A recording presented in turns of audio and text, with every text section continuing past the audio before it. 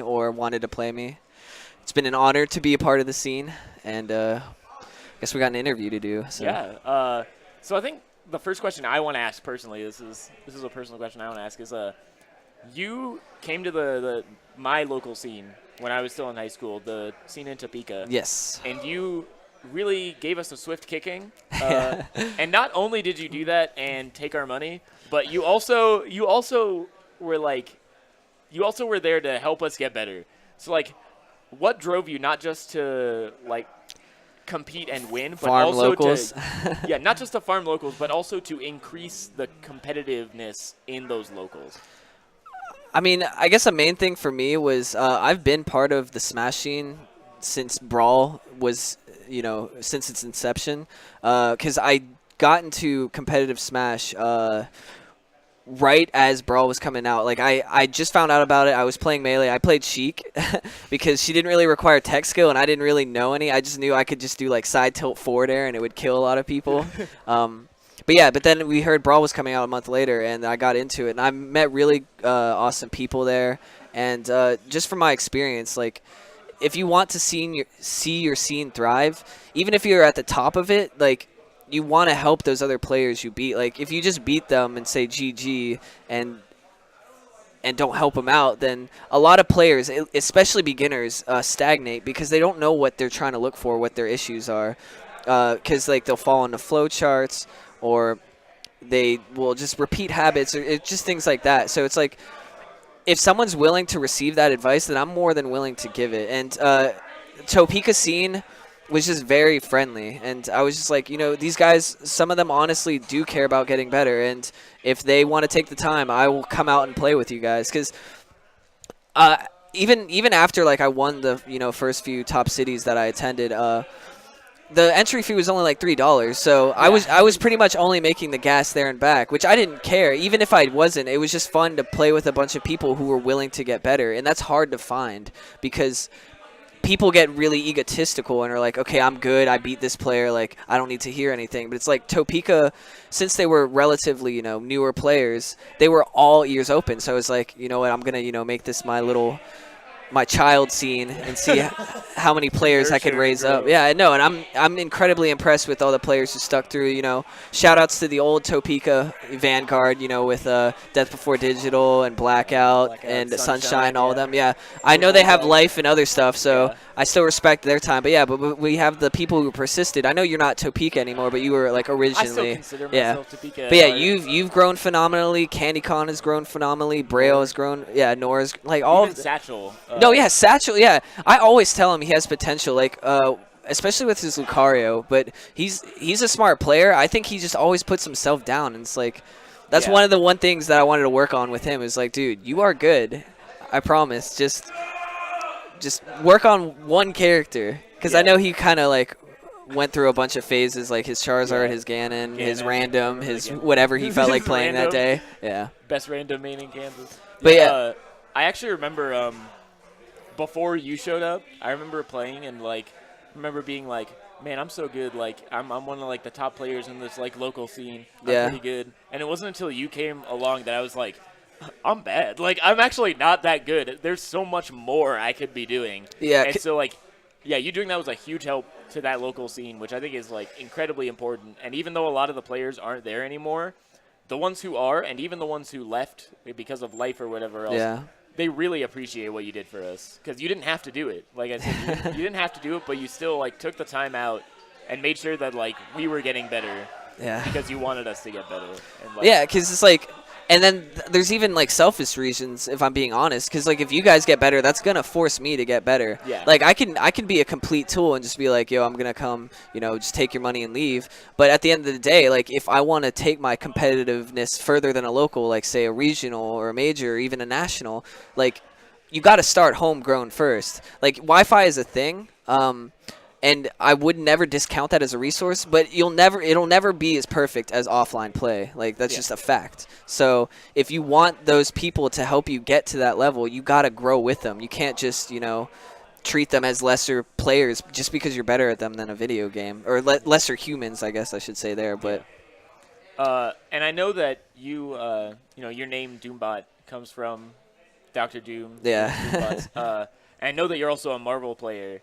So is that like where you started with Marvel and then you kind of got into Smash later, or No, they kind so of happened side by side? so during my early years of college, I had a lot of free time, so I really got into comics, and I revisited a lot of Fantastic Four ones, and I just kind of fell in love with the character of Doctor Doom. I was like, this guy's a different type of evil. He wasn't like the stereotypical, like, I'm just going to go rob this bank or I'm just going to do something. No, he has his own agenda.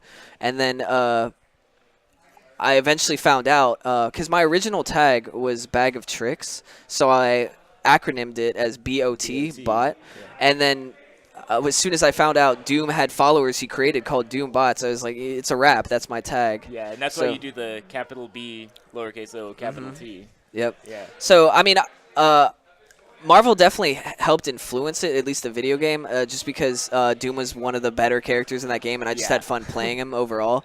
But I was already bought back in the Brawl days. So, and I was always going to stay with Smash, even when like we heard there was a new one.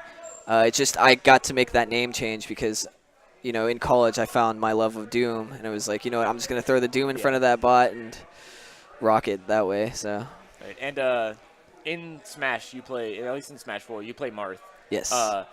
What Since the influenced beginning. that? Yeah, like because Marth, especially in the beginning, was pretty bad. Yeah, Like, I would say he was mid low tier. Yeah, his jab was still like the old school melee brawl one where it just kind of like shoved them a little away. Yeah, and he didn't have like all those grab follow ups that. And his range was just atrocious. Yeah, but I don't know. The main thing was at the end of like my brawl career, I guess I played Diddy and Meta Knight, two very high tier characters, and no one knew the meta going in, but I had a lot of fun, messing around with Marth around with Brawl 2. I tried Diddy in 4, and I was still naive because I was like, oh, he only has one banana. I don't really want to use this guy anymore. Turns out that version of Diddy was actually disgusting because he had that up air that killed at ridiculous percents. Like that was a monster. He was dumb. So I don't know. I just couldn't play my old Brawl mains anymore because they were so different. So it was like, you know what? I'm gonna revisit Marth because one of the things I discovered from playing other fighting games is I'm pretty decent at spacing. So I remembered from Brawl that he's a character that was all about spacing. Like, I mean, he had some spammy combos, like two fairs and a short hop was pretty good, but he doesn't have that anymore. So it's just like, you know what, I'm going to try and just play a very spacing-oriented game with Smash and approach it that way versus how I played in Brawl where it was like Meta Knight and Diddy. I was just crazy aggro. Like 2 bananas on the screen. I was always constantly glide-tossing items at you just to try and chip away at your resolve to keep playing. So, but yeah, I don't know the true inspiration besides that. Besides, like, if you play other fighting games, it actually will help and bleed into other games. So, like, back at the time, I was playing a lot of Street Fighter 4, and that's where I realized, there's a lot more to fighting games than I realized once I jumped over. Like, when I first started playing Smash, I had no idea about frame data. I didn't know what neutral meant. All I knew was, like, rack up percent and kill move. Like, and then I just started learning slowly and slowly. It was like, dang.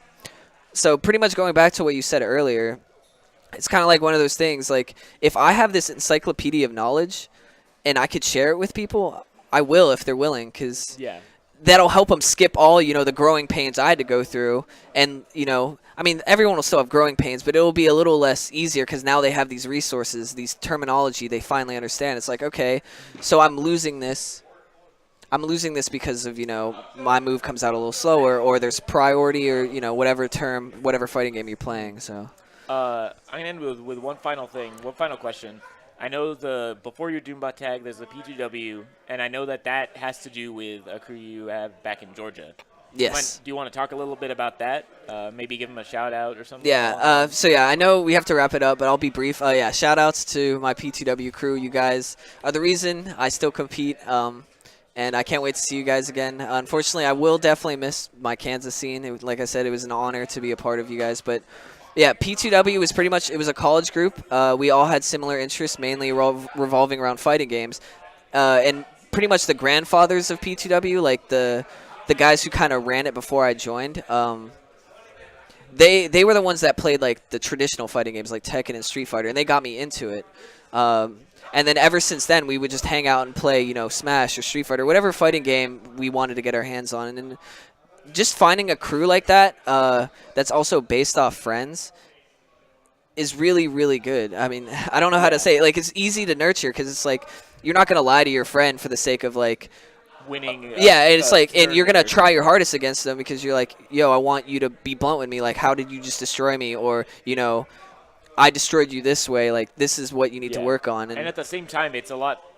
You won't get disheartened as easily because, like, even if you get destroyed, they're still your friends, and you still Yeah. want to go there and hang out with them, even if, like, you're just getting absolutely yeah, rocked. because I'm not going to lie and say, like, crews are perfect. Like, salt does happen, but, like, if you find a good crew, they will genuinely want to see you succeed and do better. So they will do their best to help you out. I can't tell you how many times like I was at a tournament and I had my crew behind me cheering me, and that would actually give me a power up because it's like I have my friends. They help me get here. I've trained with them. They believe I can do it, so I believe I can do it too. So I'm gonna give it my all.